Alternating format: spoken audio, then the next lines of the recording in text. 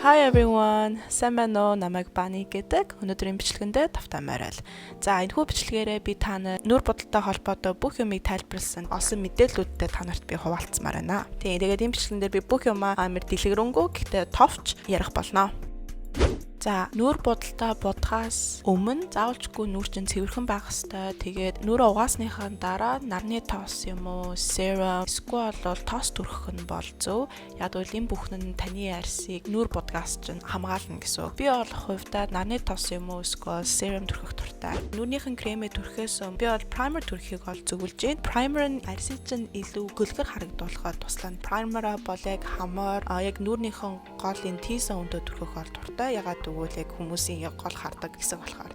За тэгээ нарны тоос юм уу тосоо түрхснийхаа дараа concealer. Concealer бол нүрийн батга юм уу эсвэл нүрийн чинь зарим хэсэг улаадаг байгуул concealer ашиглахад бол хамгийн дажгүй. Анхаарах зүйл бол би бол concealer шууд дэлгүүрээс нь очиж авал амар сайн. Дэлгүүртээр очиод гаран дээрээ юм уу, нүүрэн дээрээ ч юм уу түрхээд үз. Би бол нэг 2-5 минут хүлээсэн дээр гэж би бол хэлнэ. Яг тэгвэл ингээд эхний минутын ч юм эхний эдэн секундэд ингээд арьсан дээрээ түрхэнгүүд яг өнгө нь адилхан байдаг ч 2 юм уу 5 минутын дараа тэр concealer чинь таны арьстай чинь одоо уушаад oxidize хийж эхэлнэ. Тэгээд яг нөгөө concealer нь oxidize болчгоороо өнгө нь өөрчлөгдөг, илүү одоо бараан болдог гэх юм уу та. Concealer авахаас өмнө заавалжгүй туршиж үзэж байгаарай. Нүрийнхээ concealer юм уу эсвэл кремээ түрхэхдээ би beauty sponge-ыг бол хамгийн их зөвлөн. Тийм биер бол надад дими юм шиг санагддığım аа. Ингээд биерээр нүрийнхээ крем юм уу concealer түрхэхээр уусалт нь амар муу юм шиг санагддığım аа. Тийм болохоор тийм beauty sponge байгуул кремийн уусалт, concealer-ийн уусалт илүү natural харагддаг. Тэгээ мэдээж beauty sponge ашиглахаас өмнө жоохон норгоорой. Хуурай beauty blender бол таны бүх крем, консилерийг чинь өөртөө ингээд шингээгээд авчна. Primer foundation-га авахдаа анхаарах зүйл бол гол орц нь foundation primer-ing бол гол орц нь ихэнхдээ силикон юм уу эсвэл усан суурьтай байдаг. Тэгээ бид нар мэдээжтэй ус тос хоёрыг холж болохгүй гэдэгтэй адилхан бас ус силикон хоёрыг холж болохгүй. Хэрэг ингээ холчих юм бол мэдээж ингээ бие биенээсээ ялгараад гараад ирнэ. Тийм болохоор тийм primer юм уу foundation авахдаа ард талынхан орцоо сайн уншаарай. Тослог арьстай хүмүүст би силикон суурьтай foundation юм уу кремийг тохирно. Энэ үгүүд хэрэг одоо орцонд нь орсон бол силикон гэсэн үг. Харин хойр арьстай хүмүүст бол усан суурьтай крем foundation primer тохирно шүү. За дараагийн ярих юм бол нүрийн крем. За нүрийн крем дээр бол би хоёр төрлийг ярмаар байна. Эхнийх нь бол бидний зүгээр энгийн foundation. Тэгээ хоёр дахь нь бол BB крем юм уу tint. Би бол хувьдаа өдөртөө зүгээр жирийн BB крем юм уу tint ашигладаг. BB крем tint нь foundation-га харьцуулбал илүү хөнгөн. За тэгээ мэдээж foundation юм уу BB кремээ түрхэж байхдаа битгий шууд самнаас нь нүүрэн дээрээ шууд нялаараа заавалчгүй гаран дээрээ жоохон түрхэж байгаа. Тэгээд нүүрэн дээрээ түрхээрээ. Тэгвэл бол шууд самнаас нь ингээд түрхчихээр бохор орох магадaltaй. Тийм болохоор ихэлж заавчгүй гаран дээрээ түрхэж жагаад тэгээд нүүрэндээ түрхээрээ.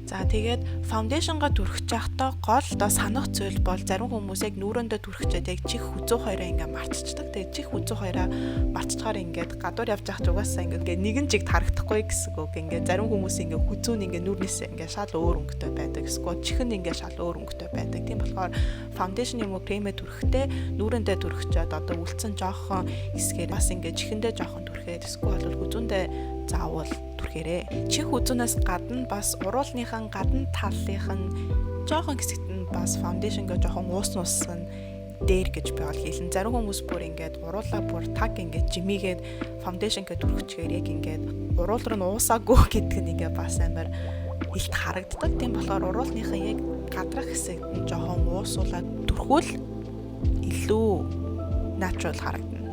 За дараагийн ярих зүйл бол нүрэндээ сүдэр тавих. Та нүрээ харуул сүдэр ямар өнгөтэй вэ? Ихэнхдээ тэ саарал юм уу хар өнгөтэй. Амар олон хүмүүс ингээд нүрэндээ сүдэр тавихтаа тийм бор өнгийн сүдэр ингээд тавьдаг. Одоо бронзер амар их оруулдаг. Гэтэ яг та нар ингээд сүдрийг бодох юм бол ямар ч сүдэр бол бор өнгөгүй шүү дээ. Нүрэндээ сүдэр тавихтаа би саарал өнгийн сүдэр ингээд крем түрхүүл илүү natural харагдана. Ингээд зурган дээр ч гэсэн хамаагүй илүү гоё харагддаг. За тэгээд нүрэндээ сүдэр тавихаас өмнө та нэг юм санах ёстой. Хүн бүхний нүүрний бүтэц бол өөр. Нэг хүний сүүдээр тавилт нь хүн бүхэнд тохирохгүй. Тийм болохоор та ингээд өөрийгөө толинд хараад яг нүүрнийхэн аль хэсгийг тодтмоор байна гэдгээ та ингээд өөрөө бодох ёстой. Жишээлбэл би бол ингээд хамраа илүү нарийнхан болгоно. Тэгээд ирүү jawline илүү ингээд хурц болохыг ингээд боддог. Тийм болохоор миний одоо сүүдээр тавьж байгаа хэсэг бол надад бол яг тохирсон. Гэтэ энэ арга барил нь бол бусад хүмүүст бол тохирохгүй байж магадгүй. Тийм болохоор өөрийнхөө нүүрнийхэн бүтцийг харж агаад өөрөө тэгээд одоо сүүтрээ түрхэж одоо туршаад өөрчлөн тохирох сүүтрээ сонгоорой. За жишээлбэл энэ зурган дээр би ингээд 3 төрлийн сүүтрээр туршиж үзсэн. Бүгдээрээ миний нүрийг амар өөр харагдуулж байгааг одоо та нар эндээс харж чадж байна. Хамарны сүүдэр тавилтаар бол Аз хамар тэгээд Европ хамар бол үнэхээр өөр шүү. Гэтэ Аз хамарт бол эхнийхэн урд талдаа түрхээ тэгээд хоёр талаасаа ингээд жоохон дээшээгээ татаж авал ихэнх Аз хамарт илүү тохирдсон юм шиг надад санагддаг. За дараагийн ярих зүйл бол нүдний тэн. Ихэнх хүмүүст бол бор нүдний тэн бол хамгийн дажгүй байдаг. Би бол энгийн тэнээс илүү тийм кремэн тэн дурхуул надад тэн нь илүү удаан барьдсан юм шиг санагддаг. Нүдний тэнээ ихэлж нүдэн дээрээ биш одоо нүднийхээ одоо гаднах хэсэгт нь түрхээ тэгээд яг нүднийхэн урд талын хэсэгт нь ингээд түрхээд биерээр баг багаар ингээд уусгадаг. Бас нүднийхэн тэнээ яаж түрхэх нь бас учиртай. За та одоо яг өөрийгөө ингээд талент хар заяа. Таны хөмсөг нүд хоёрын чинь зай том байна уу эсвэл бол бага байна уу гэдгийг та ер нь хараарай. Хүмүүс ингээд нүрийг жиг харахад нүрийн ч одоо урд талын гурвалжинд бол хамгийн их анхаарна. Энэ гурвалжинд таны нүрний ч одоо бүтэц тэнцвэртэй харагдаж байгаа бол нүдэнд илүү гоё харагддаг. Нүд хөмсөгний чинь хоёрын зай ер нь амар их байгуул тэнээ илүү нүднийхэн одоо дээгүүр төрхүүл илүү дажгүй харагдана. Хэврээ хөмсгийн чинь зай нь илүү бага гагуул нүднийхэн дээрх тэнээ илүү бага дүрхээ тэгээд нүднийхэн доогуур тэнээ оруулвал нүур чинь илүү ингээд тэнцвэртэй илүү баланст ингээд харагддаг. За нүдний контур бол миний хувьд бол нүур бодолтын бол хамгийн чухал зүйл. Нүднийхэн контураа яаж дүрхэж байгаагаар бас нүдний чинь хэлбэрийг өөрчилж болно. Өөртөө тохирсон нүдний контураа сонгоорой. Жишээлбэл би бол ингээд яг миний нүд бол зүгээр ингээд харах юм бол ингээд илүү бүлтгэр. Тийм болохоор би нүднийхэн контурын гадна талыг би ингээд илүү харагшаагаар татаа тэгээд илүү өргөн байлгадаг. Тэгээд яг нүднийхэн гол хэсгийг илүү нарийнхан зурдаг.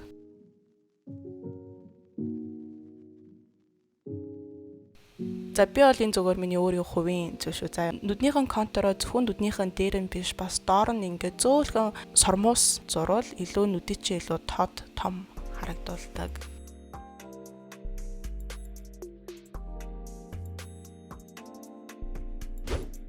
За хөмсгний тухай ярих юм бол штэ хизээж битгий хар өнгөөр хөмсгөө бодоорой. Окей. Хөмсөг бол таны үснээс чинь өнгөөс ер нь нэг юм уу хоёр өнгөөр илүү цайвар байгуулал дээр. Би бол миний өвс угаасаа хар болохоор тэгээ би хөмсгөө тийм борон өнгөөр бол хөмсгөө зурдаг. Тэгээ хөмсгөө зурхтаа битгий ингээд чангатаар зураарай. Зөөлхөн ингээд баг багаар зураа. Тэгээд хөмсгийнхээ хоёр гадна талаа ингээд татвал ингээд илүү өргөн харагдуулвал миний хувьд бол илүү гоё харагддаг. Гэтэ мэдээж бас те одоо хүн бүхэн нэг төрлийн хөмсөг бол адилхан харагдахгүй. Миний хувьд бол нарийн хөмсөг бол надад бол үнэхээр зогсдоггүй.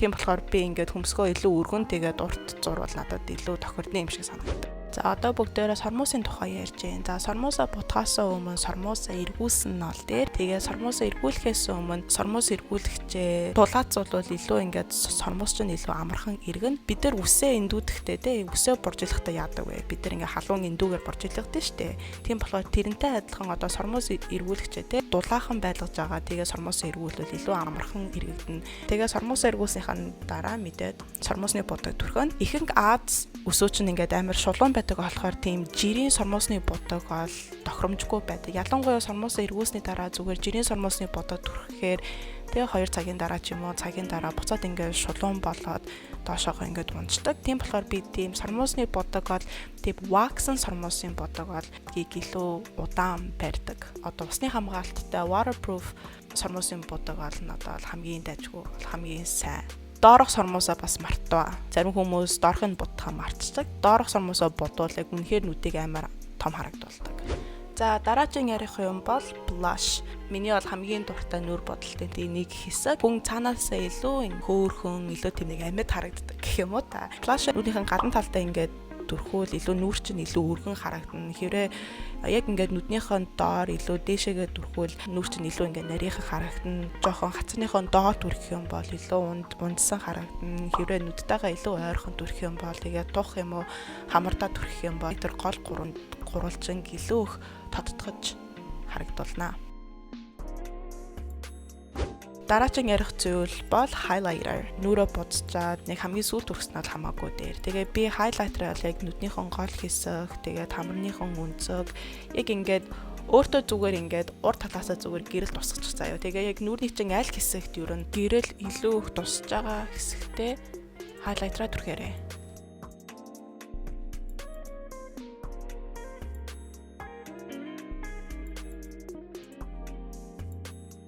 За сүүлд ярих юм бол уруул. Уруулын харандаагаар шууд битгий бүх уруулаа ингэ зурчаарай. Бүх уруулаа ингэ зурчаар хүүхэлдэйн кино шиг надад харагддаг юм шиг санагдгаа. Тийм natural надад харагддаг юм шиг надад санагддаг. Тийм болохоор би уруулынхаа дээд хэсэг энэ cupid's bow тэгээд доодох хэсэг. За тэгээд уруулаа илүү өргөн харагдуулмаар байна уу? Эсвэл илүү нарийнхан харагдуулахаас шалтгаалаад бас энэ уруулын харандаагаар ол зурж болно. Зурсныхан дараа зүгээр хуруугаараа уусгачих. Тэгээд уусгах юм бол ингээд цаанаас ингээд уруулч ингээд хавцсан юм шиг ингээд илүү том харагдана гэсэн үг. Тэгээ харандаагаараа зурсныхан дараа өөрийнх нь дуртай тэгээд уруулын будагч юм уу эсвэл бол уруул өнгөлөгчөө түрхээрээ. Тэгээд дүүрээ будаж дүрхснийхэн дараа би setting spray авсан нь бол дээр гэж бодож байна. Setting spray нь бол таны нүр бодолд олон цаг ингээд байрна алга болохоос сэргийлнэ. Setting spray чинь хацсныхан дараа бол хамгийн сүүлд түрхэх зүйл бол пудер.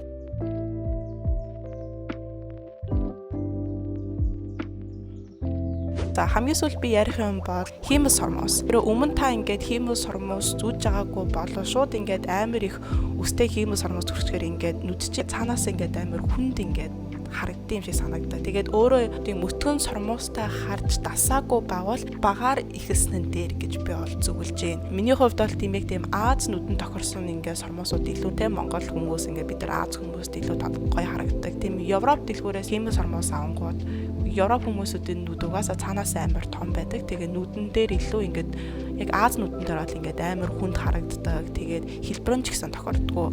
Тийм болохоор би бол химус хормоосуудыг бол Аз дэлгүүрээс авсан нь бол хамаагүй дээр гэж би бол бодож байна. Химус хормоос таны нүдийг ингээд дарах биш, хүнд харагдуулах биш, харин ч илүү ингээд тодтгох, харагдуулах ёстой. Амар шингэн сормоос авахар чи ингээд ялгаа ямар байгаа ингээд хоёрын хооронд санагдж байгаа байж магадгүй. Гэхдээ ингээд дайтаг заяа like trust me иймэрдүү тийм жижиг сажиг ингээд өөрчлөл хүний нүдийг бол үнэхээр өөрчилж чаддаг. Ерөө зүгээр шууд ийм урт химус хормоос наах амар хэцүү байгуул ийм жижиг химус хормоос наагвал танд илүү амархан санагдана заяа. Цагийн хугацаа бол ялгаагүй. Хамгийн сүүлд бол тэгэл бүх юмуудыг туршиж үзэх гэж би бол хэлнэ. За ингээд энэ бичлэг манд дуслаа. Та нар таалагдсан байх гэж бодож байна. Өөрийнхөө тэгээ сэтгэл санагдал эсвэл асуулт байгуул тэгээ доор comment section-д үлдээгээрэй. Дараагийн бичлэг хүртэл түр баяртай. Bye.